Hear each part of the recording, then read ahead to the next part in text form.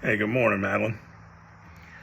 Uh, we're meeting here today because there's an expectation that you're kind of having a hard time with.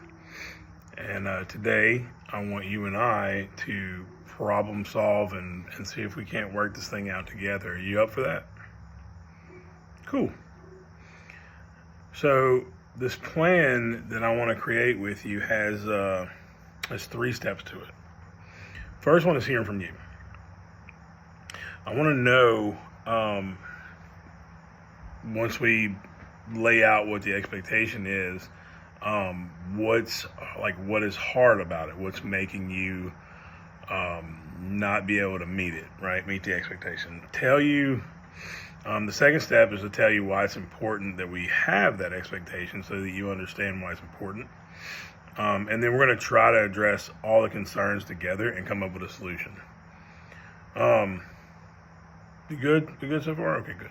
I've noticed that it's sometimes hard for you to raise your hand in class before you speak out, like during the whole group discussions. You tend to say the answer before you raise your hand.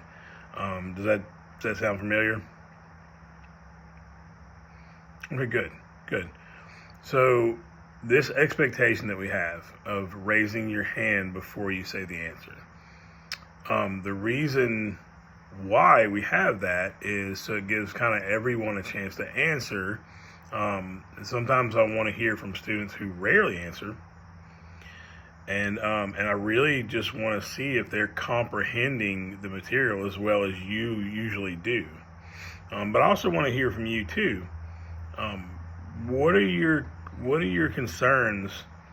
Why do you think it's hard to raise your hand before you say the answer? Mm-hmm. Mm-hmm. So what it sounds like, what I'm hearing is one concern that you have is that you won't get a chance to answer the question out loud. Sometimes because other people yell out before they raise their hand, or you feel like sometimes you might get skipped in favor of other people. Is that, am I hearing that right? Okay. Are there any other concerns, or is that the main one? Okay. So now I've heard that, I hear you, and I understand that concern, and I think it's a legitimate concern. Um, can I share one of my concerns with you? Okay. My concern is that because this has become a habit, which are hard to break. Habits are, we have to work on them to break them. You've been in trouble, like you've been reprimanded, like you get in trouble sometimes for it. And I know I'm seeing that you don't do it to be mean or ugly, it's just become a habit. And I understand your frustrations, but, and we know if we can't meet that expectations, you're going to end up getting in more trouble. You've gotten punish work, which is a hassle.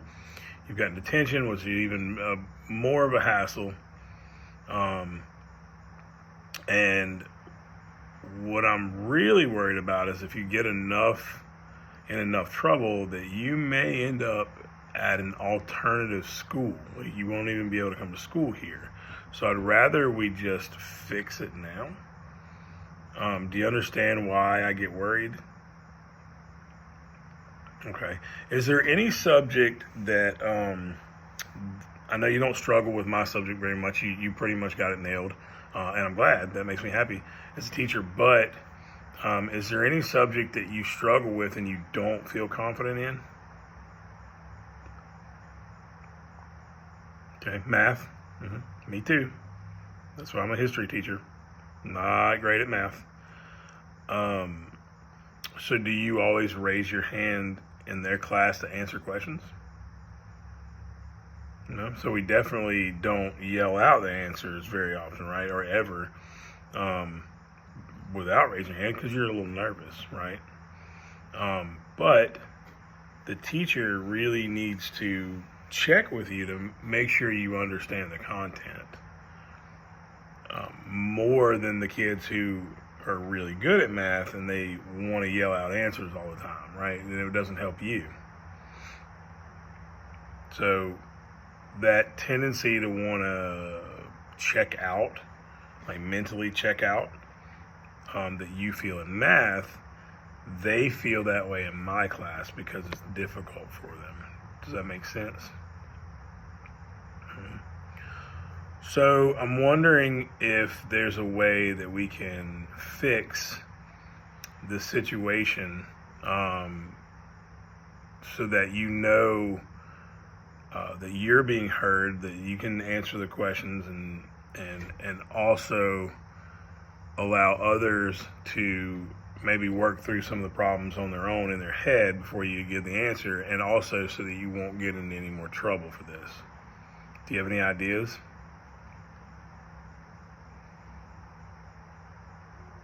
Mm-hmm. Okay.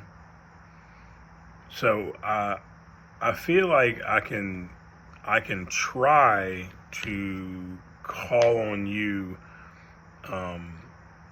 as often as I can, but still, it'll only be in certain situations because we have to make sure that some of the other kids who are struggling get a chance to work through it also and also answer a question. Are you okay with that?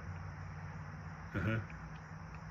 I need you to trust me that if you raise your hand and I pick somebody else, that there's a strategy behind it. It's not just to skip over you. It's not to take any opportunity away from you to answer. And I'm already proud of you. You already know when your hand goes up that fast, I already know that you know the answer, and I'm already proud of you.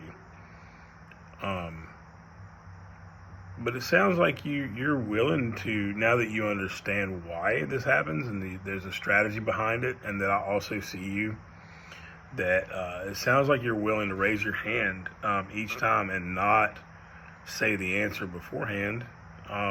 Sounds like you're willing to be more patient. Am I right? Okay. And you understand that I have a plan in place, and that there's a strategy behind it. Yeah. And maybe if someone else is struggling to answer, but they're on the right track, then I know you're reliable and I know I can call on you to help them finish their thought or maybe work through the problem, and that would be super helpful.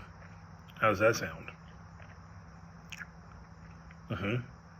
This will ensure that you get a chance to answer when it's the most important time to answer, but also it'll help me to gauge where everybody else is in the class and benefit everybody. What do you think? Does it sound like a good plan? Awesome.